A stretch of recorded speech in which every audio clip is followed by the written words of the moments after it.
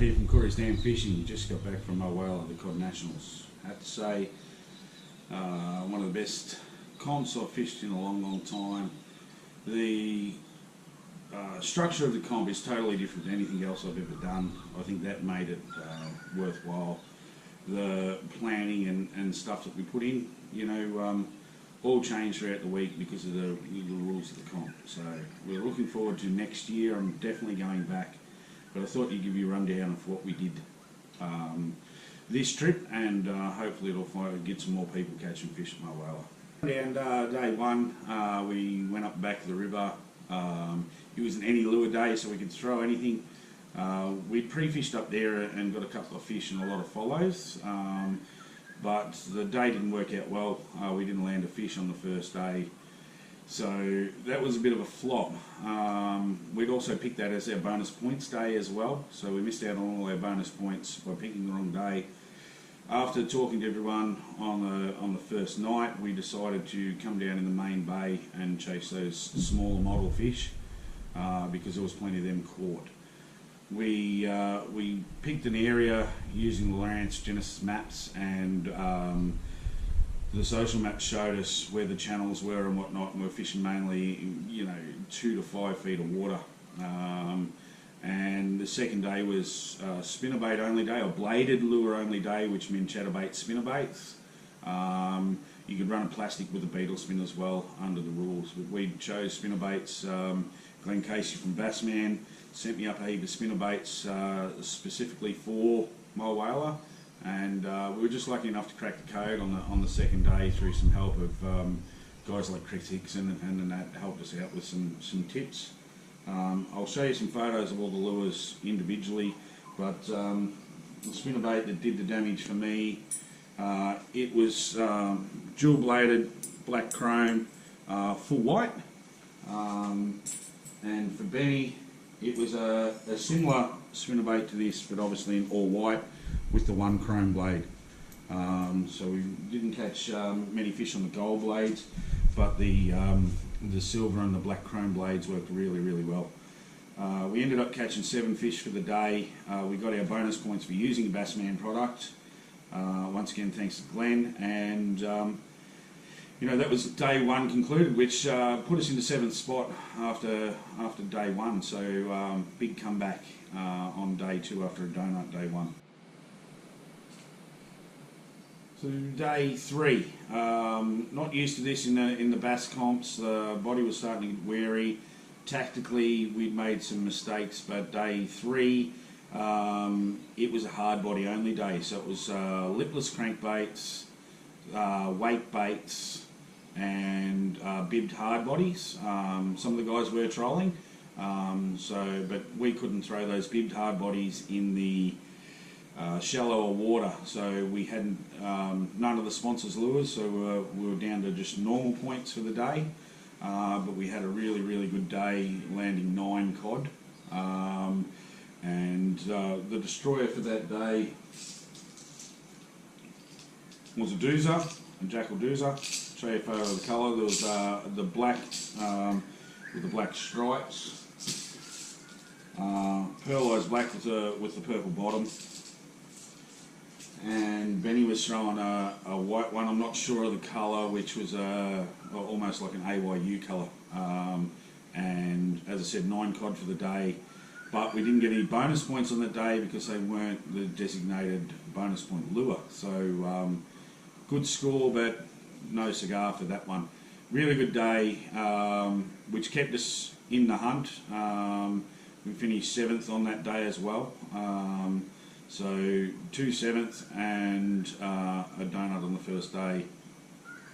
Day 4 still to come. Okay, day 4, dash for cash. The wind blew up, the weather changed, and it was just a dead set nightmare. 50 km/h winds.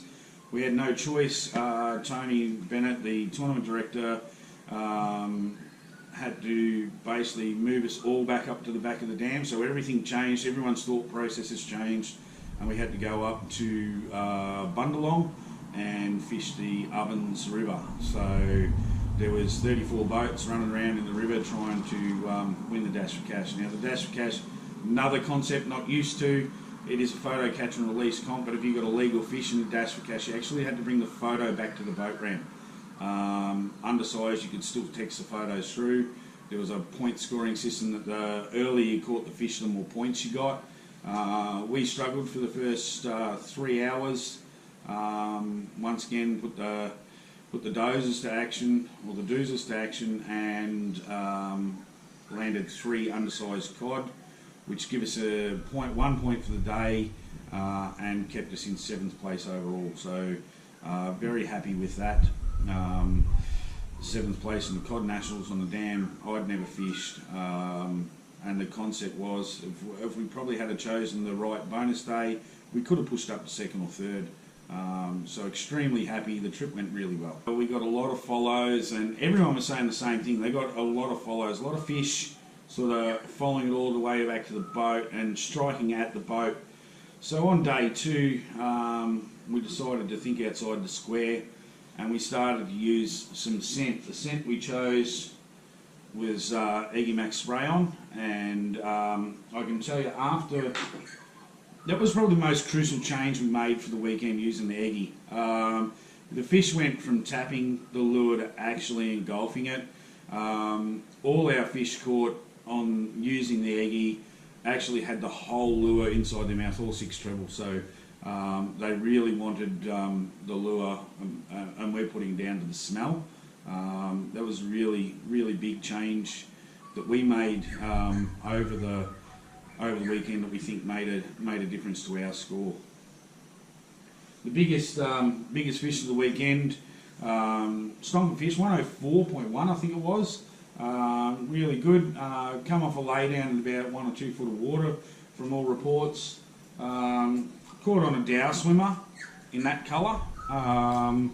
You know, you throw them into those weeds and that slow. We didn't actually throw the Dow swimmers for the weekend, but big fish come on that. So if you're fishing my whaler looking for big fish, Dow swimmers are obviously the way to go.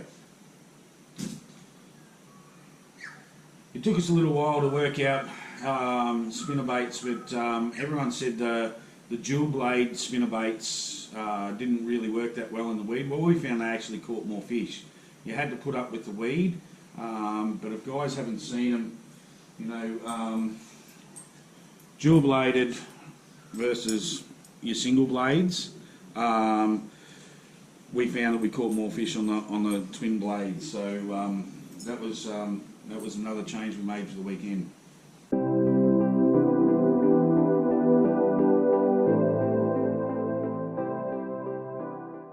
So that's the lures we used. In the sense of gear, I only ran 3 rods for the weekend. They were all bait caster outfits. Benny did throw a spin rod for a little bit, but I only threw bait casters. The bait casters that I threw were all teamed up with the TBG 1H in the loose. I had one rigged with 20-pound braid running 20-pound leader. The other was 35-pound braid with 40-pound leader, and I ran one with 50-pound braid and 50-pound leader. So when we needed, or we were searching for those smaller fish to try and get some confidence, obviously I picked up the lighter rod. The rod itself, KLX CRT 66M, new rod, only using it this year. Very happy. 8 to 15 pound, and it had no problem stopping those fish. I actually caught my biggest fish of the weekend, mid 600 mark with this rod. Very happy with the way that it performed. But for castability, the new magnesium with those heavier lures, you know, up to a 7/8 ounce lure is recommended. I was throwing a little bit heavier than that, which is not normally the case, but this was the heaviest rod I had down there, 14 to 17. Really nice rod to throw and flip with. We were flipping a lot of stumps, working the shaded side of stumps out in the main bay, so the shorter rod did help.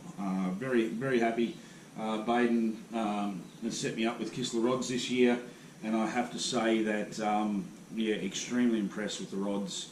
The reels I've been using Lew's reels now for, this is nearly my second year, complete year with Lew's. Never had a problem with them. Absolutely love the drags. You can lock them up, and you know, they're spectacular. So if you're in the market for a new lure, new reel, look at the Lew's range. Craig Simmons from Bass Cat Boats. You can hit him up. He's got a Facebook page. Very, very well priced and an extremely good reel. The Kistler rods, just hit me a night on Facebook, and I can work out some prices on Kistler rods for you guys. As I said, Eggy Max JML product. It was something that we use in the bass a fair bit, and thinking outside the square. Very happy with that. Bassman spinnerbaits. We sell them through the shop here at Boondooma and Yellowcool. So if you are after some Bassman spinnerbaits, I don't stock a lot of the cod stuff, but can get it in. Just give yourself a little bit of time for me to get it in, because Glenn is really busy at the moment, and you can see why with the way that those lures work. A marvellous week. It is a long trip, to get down there. You're looking at 1,600 k's from here down and 1,600 back. The boat towed like a dream. Obviously that Mooney stretch is always a nightmare, but we got down there, had a ball. Ben, my partner, was just magnificent in teaching me really quickly how to pick up on those cod techniques in my whaler. Totally different to what I was used to at Copeton, and fishing really shallow was really hard. Ben kept me calm and stable. I have been known to be able to get really grumpy in the boat really quickly, and fortunately that only happened once over the weekend, and I was able to settle myself down with 2 cod and 2 casts, and then I become a self-proclaimed expert. So really good fun. Couldn't have done it without Ben's knowledge. Things that we couldn't have done without on the dam. Obviously Inside Genesis maps, the social maps. First time at the dam, we were able to see the channels. Very hard to navigate the dam, so without the maps it would have been really hard. If you had a week there you could work it out, but using the maps was really in our favour. The Eggy Max spray made a huge difference. We swear that made a difference to our fish, and to all the guys that spied us with lures. Harry's products from Jackal, they time and time again they work. The Bassman stuff, wouldn't use anything else. And Tony Bennett from Lake Moella Fish Camp Ski runs a great comp.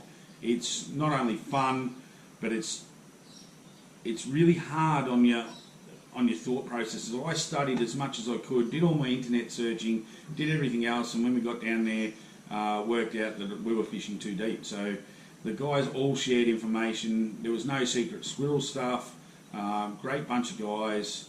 Had an absolute ball. As I said, if you got the chance to fish the Cod Nationals next year, I believe it's going to be in May again, get on, pay entry fees early, because they're capping it at 40 teams. So I'll be back. I'm going to do it again next year, and hopefully a few guys from Queensland will come down and we see if we can push those New South and Victorian fishermen to the limit.